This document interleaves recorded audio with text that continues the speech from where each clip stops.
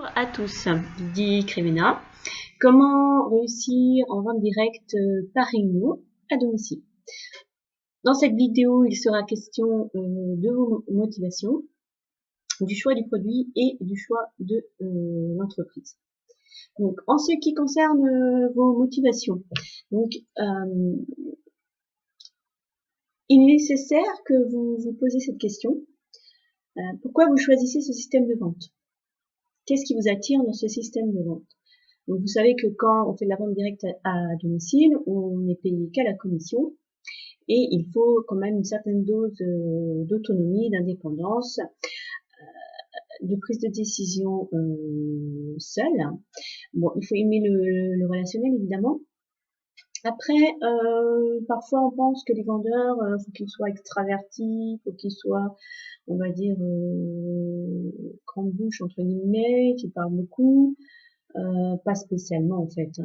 Pour être un bon vendeur, il faut surtout savoir écouter, avoir une empathie et savoir bien analyser justement par l'empathie ce que la personne veut vraiment. Et ne pas essayer de lui vendre quelque chose qu'elle ne voudra pas. Parce que si vous arrivez à lui vendre quelque chose qu'elle ne veut pas vraiment, elle ne reviendra pas à vous voir. Hein. Elle aura été forcée sur le moment. Donc ça, c'est un client perdu. Il ne faut absolument pas forcer à la vente. Très important. Donc voilà, restez humble, très à l'écoute des gens.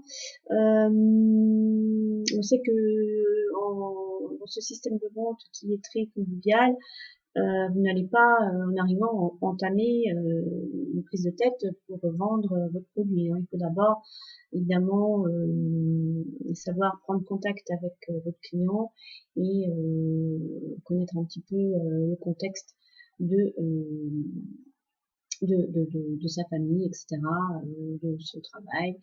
Bon, après ça, on le verra dans une autre vidéo où je traiterai essentiellement de la prospection et de la vente proprement dit par email. Donc voilà, une bonne empathie, une bonne écoute, qui sera très appréciée des clients. Il faut en même temps avoir quand même un certain dynamisme, un certain enthousiasme pour exercer cette activité. On va dire il faut toujours entre guillemets avoir la pêche. Donc pour être toujours en bonne énergie, avoir une bonne énergie, donc faites du sport, levez-vous assez tôt et puis surtout dormez bien. Ce qui est mon cas. Hein. Ce qu'il faut, c'est bien dormir pour être en forme. Donc voilà. Donc par rapport à ça, donc par rapport donc à cette énergie que vous allez communiquer également, il faut avoir aussi une certaine passion de votre produit. Donc si vous aimez votre produit, c'est sûr que l'énergie va passer. Quelqu'un de passionné en fait vend beaucoup plus facilement. Donc pour avoir la passion de votre produit, il faut que vous le connaissiez déjà avant de choisir l'entreprise et le produit que vous allez vendre. Il faut que vous l'utilisiez, il faut que vous ayez ce goût pour par exemple si vous aimez vous habiller, si vous aimez le prêt-à-porter, le textile, si vous aimez les produits ménagers, faire de la cuisine, si vous allez régulièrement chez l'esthéticienne par exemple, si vous aimez les cosmétiques, les soins du peau, la diététique, parce que bon après c'est vrai que maintenant on peut se former, assez bien seul au niveau de beaucoup de choses, du bien-être et de la diététique. Donc si vous vous intéressez à ça, donc c'est quand même bien. Si vous allez vendre des produits pour maigrir ou des produits pour bien se nourrir, etc. Bon, c'est bien de connaître à l'avance un petit peu ce genre de produit, on va dire. Oui. Donc ça, c'est pour le produit, le choix du produit. Donc, vous avez compris que c'était quand même primordial de choisir votre produit. Ensuite, au niveau de l'entreprise, donc vous avez une dizaine de critères à vérifier. Donc des questions à se poser, très importantes. En quelle année a été créée l'entreprise? Quand elle a commencé? Si elle a commencé il y a 30 ou 20 ans, vous doutez bien qu'elle doit avoir une bonne notoriété. Mais alors, une entreprise qui a une bonne notoriété, une entreprise qui existe depuis très longtemps, c'est bien. Elle a l'expérience de son produit, on sait que c'est un produit de qualité parce qu'elle existe depuis longtemps, donc c'est que la clientèle apprécie. Mais par contre, elle peut rester sur ses acquis. Et ça, rester sur les acquis, après, pour renouveler votre propre clientèle ou la fidéliser, c'est parfois plus difficile. Donc, il faut savoir si elle innove régulièrement. Si vous avez la possibilité, grâce à ces innovations, de prendre plusieurs rendez-vous par an. Par exemple, comme le prêt-à-porter, on sait qu'il peut y avoir jusqu'à 4 collections, 4 saisons, 4 collections, donc vous allez reprendre 4 rendez-vous. Parce que les clientes vont vouloir voir à tout prix la nouvelle collection. Voilà. Est-ce que c'est une entreprise qui est fiable? Est-ce que vous pouvez compter sur au niveau de la fiabilité, au niveau de son chiffre d'affaires, où est-ce qu'elle en est? Bon alors, surtout en ce moment, avec les soucis de perte de chiffre d'affaires à cause du confinement, donc je pense qu'il est quand même important de vérifier la santé de l'entreprise. Donc, vous n'allez pas demander chiffre d'affaires directement comme ça, patron. Mais ce que vous pouvez faire, par contre, c'est appeler une conseillère au hasard ou une responsable, une manager, et puis vous lui demandez combien elle fait dans l'année, combien elle a fait cette année, combien elle a fait l'année dernière. Vous comparez évidemment si le chiffre d'affaires est plus faible cette année, bon, sûrement il peut être plus faible, mais après à savoir la moyenne réunion aussi. Combien elle fait de moyenne réunion. Vous voyez, moi, avec les vêtements, j'arrivais à faire entre 1000 et 2000 parce que, en fait, le produit que je vendais, je pouvais faire des ventes complémentaires. C'est-à-dire, quand je vendais un pantalon, je vendais aussi le t-shirt, après je vendais la veste, après je vendais les accessoires qui vont avec. Le foulard, le bijou, la ceinture, le sac. Donc là, vous arrivez à faire des grosses moyennes réunions, mais aussi des grosses ventes paniers. C'est-à-dire, par personne, vous pouvez faire entre 200 et 300 euros de vente. Donc là, ça, c'était à savoir aussi. Donc au niveau du chiffre d'affaires, après, faut vous renseigner, parce que s'il n'y a que cette année que ça s'est mal passé, c'est un peu normal. Mais si elle sait rebondir et repartir après avec des produits, qu'elle aura, si elle sait se relancer avec de nouveaux produits, ben oui, pourquoi pas. Hein. Voilà.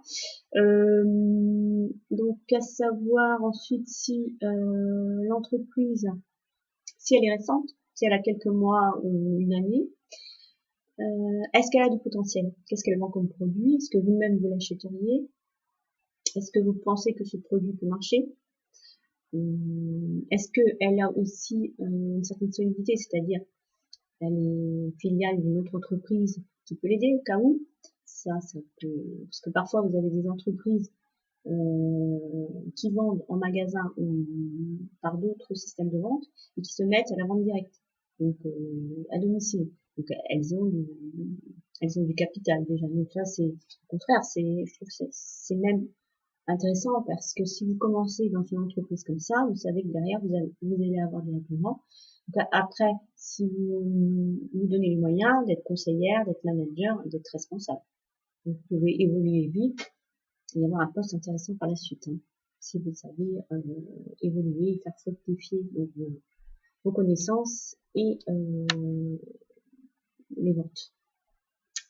Voilà, donc quel est son cœur de cible? Moi, je suis pour une cible assez restreinte. Après, chacun voit, mais bon, je trouve que c'est bien d'avoir une cible bien précise. Donc, par exemple, si vous vendez des vêtements de grande qualité avec du très beau tissu, vous allez cibler les personnes de plus de 40 ans parce que ce sont elles qui ont le pouvoir d'achat. Bon, après, c'est des ventes peut-être qui sont pas en grande quantité, mais qui sont des ventes de valeur. Après, vous pouvez faire autrement, vendre plus jeune, mais vendre plus en quantité. Donc, qui dit plus de ventes, plus de réunions, plus de travail aussi. Il faut voir aussi ça, le potentiel que vous pouvez avoir à la vente Si vous faites, mettons, 2 ou 3 réunions par semaine, c'est bien quand même au bout du mois d'avoir un SMIC, avec 2 ou 3 réunions par semaine. Ça peut se faire avec des produits qui montent très vite hein, en chiffres. Moi, je l'ai fait, donc c'est possible. Donc les valeurs de l'entreprise, est-ce qu'elle a des marques France, est-ce qu'elle fabrique en France, est-ce qu'elle a des produits éco-responsables, est-ce que ces valeurs correspondent à vos valeurs? Est-ce qu'il faut que vous fassiez une symbiose avec l'entreprise? N'allez pas dans une entreprise qui ne correspond pas à vos valeurs, qui ne vous plaît pas. Et puis surtout, ne pas critiquer, ne jamais critiquer votre entreprise si il y a quelque chose qui vous déplaît. Non, ne rentrez pas dans cette entreprise. Ce serait une erreur. A-t-elle une communication efficace sur les réseaux sociaux? Parce qu'on sait très bien maintenant que la prospection, elle est quand même très importante sur les réseaux sociaux. Comment se place-t-elle? Est-ce qu'elle a des techniques de prospection intéressantes? Est-ce qu'elle a mis en place des techniques pour avoir des listes en fait, des noms des prospects tout simplement que vous pouvez après rappeler et puis relancer. Ça vous fait comme ça un potentiel de prospects à travailler en fait. Hein. Ça c'est bien. Voilà. Alors, oui, aussi par rapport à ce qui concerne les moyens qui sont mis à votre disposition.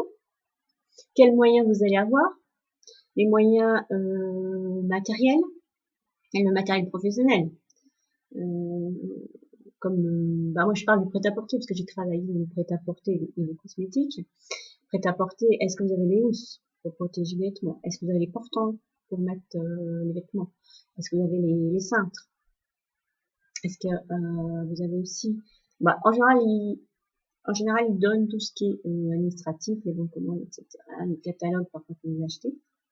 Est-ce qu'on vous prête les produits? Bon, souvent, les entreprises font gagner les produits, c'est-à-dire vous avez un chiffre d'affaires à faire et la collection elle est à vous.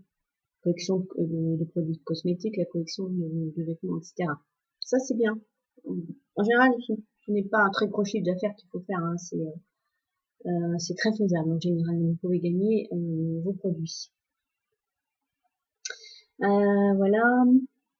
Donc, avez-vous une formation? Est-ce que vous êtes suivi, pas seulement par le e-learning, hein, pas seulement par internet, mais c'est important d'être suivi aussi en physique. C'est-à-dire, il faut que vous ayez pas trop loin une personne qui va vous suivre, une manager qui va venir avec vous pour la première réunion, par exemple, qui va vous aider à premier rendez-vous, qui va vous stimuler, qui va vous donner vraiment l'envie d'aller de l'avant. Ça, je trouve que c'est très très important. Je suis pas sûre qu'au niveau d'internet et du learning, ça peut on peut avoir des résultats aussi probants. Rien que vaut la communication en réel et puis en présentiel. Voilà. Quel challenge et quelle commission on va vous proposer? Alors les challenges, les cadeaux, est-ce que vous avez des voyages? Est-ce que vous avez autres cadeaux? Est-ce que vous pouvez gagner vos produits? Donc en général, c'est entre 20 et 35% de taxes la commission. Hein.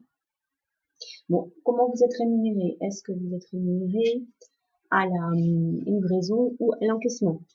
Si vous êtes rémunéré à la livraison, vous savez que si vous êtes en fin de mois, vous aurez votre salaire après le 30. Et si vous êtes rémunéré à l'encaissement, si vous livrez fin du mois et que l'entreprise encaisse 3 semaines après, vous aurez votre salaire 3 semaines après. Ça, il faut se renseigner aussi. Voilà. Et donc, pour finir, il y a quelque chose que vous devez savoir aussi et puis vérifier, c'est faire un genre d'étude de marché autour de vous. Vos connaissances, votre potentiel, on va dire interne et externe, potentiel de connaissances.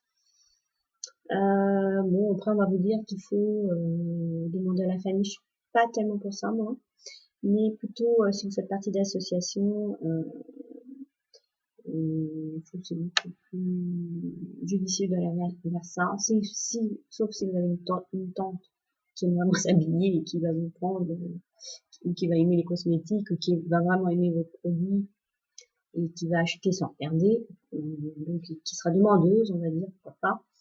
Mais la famille proche, je pense qu'il ne faut pas trop insister sur la famille proche, mais aller plus vers l'extérieur et faire la prospection. Voilà.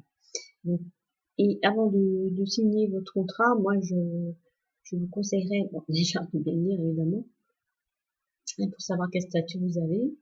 D'ailleurs ça, je traiterai du statut de la législation et de la réglementation dans la prochaine vidéo. Mais avant, faites une étude du marché et essayez de prendre au moins 10 rendez-vous. Si vous avez l'objectif de prendre 10 rendez-vous, vous allez en prendre peut-être 5 ou 8. Mais ayez cet objectif, c'est 10 rendez-vous. Moi, c'est ce que j'ai fait dans le premier mois. J'ai voulu absolument avoir ces 10 rendez-vous et je les ai eu. C'est pour ça que je les démarré très vite. Et après, ça dépend de vos objectifs.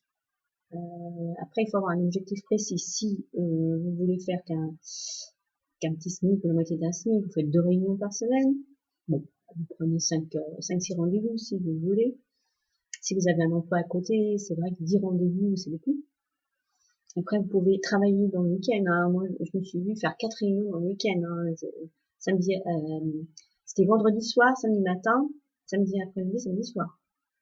Et certains mois, c'est comme ça, on travaille énormément. Comme le mois d'octobre, par exemple. Et après, novembre, ça va être moins, et décembre, plus calme, et janvier, tout à fait calme. En terrain, janvier, on travaille très peu. Voilà, donc je pense que là, j'ai fait à peu près le tour de ce que je voulais vous expliquer par rapport à vos motivations au choix du produit et au choix de l'entreprise.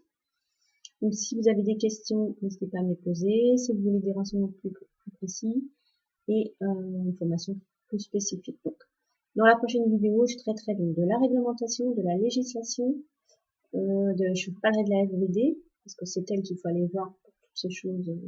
Voilà. Et je commencerai par expliquer la prospection. Et voilà. Écoutez, merci de votre écoute et j'espère à très bientôt. Au revoir.